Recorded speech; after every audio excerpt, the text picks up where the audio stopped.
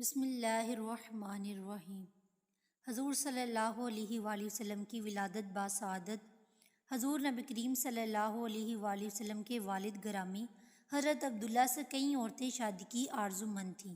ان میں ورقہ بن نوفل کی بہن ام قتال اور فاطمہ نامی ایک کاہنہ بھی شامل تھی، بلکہ فاطمہ نے تو انہیں 100 اونٹوں کی پیشکش بھی کی، مگر عبداللہ نے اس کے جواب میں شعر سنائے اور اپنے والد کے ساتھ آگے بڑھ گئے۔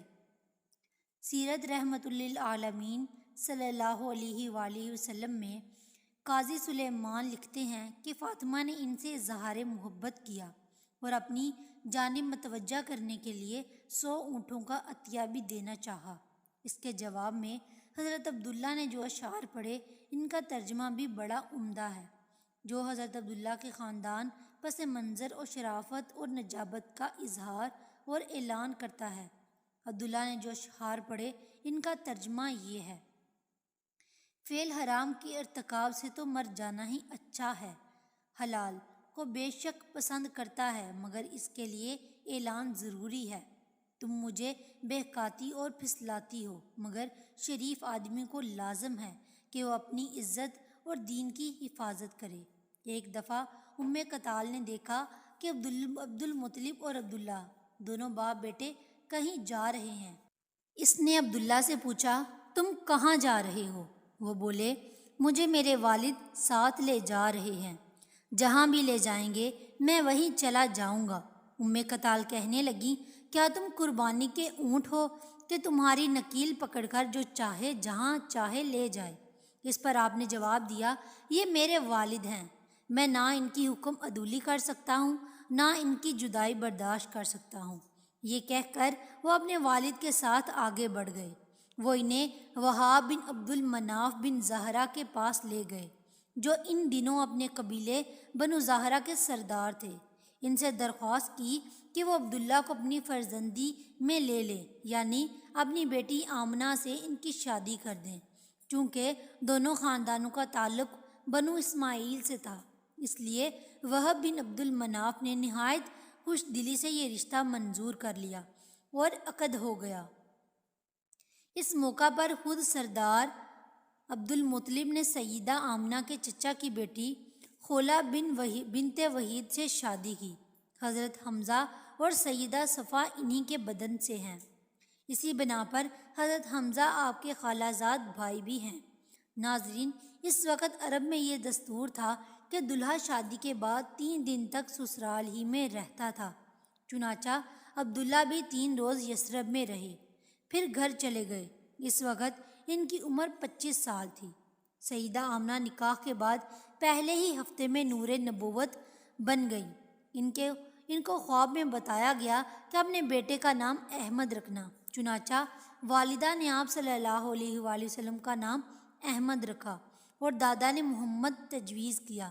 دونوں مبارک نام اللہ کے رسول کے ذاتی نام ہیں۔ اس خواب کے بعد سیدہ آمنہ کو یقین ہو گیا کہ ان کا فرزند نہایت مبارک اور مسعود ہوگا۔ چنانچہ جب بی بی حلیمہ سعدیہ نے اللہ کے رسول کو گود میں لینے سے اس لیے تحمیل کیا کہ وہ یتیم بچے ہیں، تو سیدہ آمنہ نے فرمایا، اے دائیہ، اس بچے سے مطمئن رہو، اس کی شان بہت بلند پایا ہونے والی ہے۔ سردار عبداللہ شادی کے کچھ عرصے بعد ملک شام تجارت کے لیے تشریف لے گئے۔ وہ واپسی پر یثرب میں ٹھہر گئے کہ والد نے حکم دیا کہ وہاں کھجوروں کا سودا کریں۔ آپ وہاں بیمار ہوئے اور عالم آخرت کو سدھار گئے۔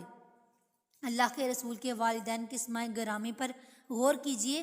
والد عبداللہ ہیں، والدہ آمنہ ہیں۔ اس دور کی تاریخ پر ذرا نظر دوڑائیں، ہر ذی شعور تعجب کرے گا کہ ایسے پاک نام کیوں رکھے گئے۔ حقیقت یہ ہے کہ یہ بھی دلائل نبوت میں سے ہے کہ جس بچے کو باپ کے خون سے عبودیت الہی اور ماں کے دودھ سے امن عامہ کی گھوٹی ملی ہو، کچھ تعجب نہ ہو کہ وہ محمود الفال اور حمیدہ صفاد ہو اور ساری دنیا کی زبان سے محمد صلی اللہ علیہ وآلہ وسلم کہلائے۔ ناظرین، جب حضرت عبداللہ کا انتقال ہوا تو ہمارے پیارے رسول صلی اللہ علیہ وآلہ وسلم ابھی شکم مادری ہی میں تھے۔ چنانچہ حضرت عبداللہ کی وفات کی خبر مکہ پہنچی تو سردار عبدالمطلب نے اپنے بیٹے حارث کو خبر کی تصدیق کے لیے مدینہ بھیجا۔ چنانچہ انہوں نے تصدیق کی۔ چونکہ آپ خاندان میں سب سے زیادہ عزیز تھے، اس لیے تمام خاندان کو سخت صدمہ ہوا۔ سیدہ آمنہ نے ان کی وفات پر بڑا درد انگیز مصرع کہا۔ حضرت عبداللہ نے ترکے میں 5 اونٹ، بکریوں کا ایک ریوڑ اور ایک لونڈی چھوڑی تھی، اس کا نام ایمن تھا۔ یہ سب چیزیں اللہ کے رسول کو ترکے میں ملی۔ ایمن کا اصل نام برکت تھا۔ انہوں نے رسول اللہ صلی اللہ علیہ وآلہ وسلم کو گود میں کھلایا تھا۔ اللہ کے رسول ان کی بے حد عزت کرتے تھے۔ آپ صلی اللہ علیہ وآلہ وسلم فرمایا کرتے تھے، میری والدہ کے بعد یہ میری ماں ہیں۔ حضور ان کے مکان پر تشریف لے جایا کرتے تھے۔ ان کا پہلا نکاح عبید الحبشی سے ہوا تھا، جس سے ایمن پیدا ہوا۔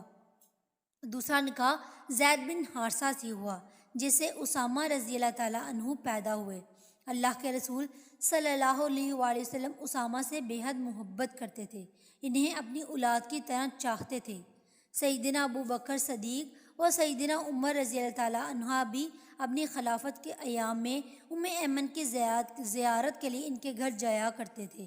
ناظرین، عربوں کے ہاں حرب صخر، حمزہ اور طلحہ جیسے نام مشہور تھے، مگر یہ اللہ کی قدرت، اس کی شان اور اس کی مرضی تھی کہ نام مبارک محمد صلی اللہ علیہ وآلہ وسلم رکھا گیا۔ اور بلا شبہ اس کائنات میں جتنی تعریف اور جتنا چرچا محمد کا ہے، اتنا کسی اور بشر کا نہیں ہوا۔ خانہ کعبہ کے سائے تلے عبدالمطلب کے لیے ایک قالین کا ٹکڑا بچھا دیا جاتا تھا، جس پر احتراماً ان کے سوا کوئی دوسرا نہیں بیٹھتا تھا۔ ایک دن چھوٹی سی عمر میں محمد صلی اللہ علیہ وآلہ وسلم آئے اور آ کر قالین پر بیٹھ گئے۔ کسی نے اٹھانا چاہا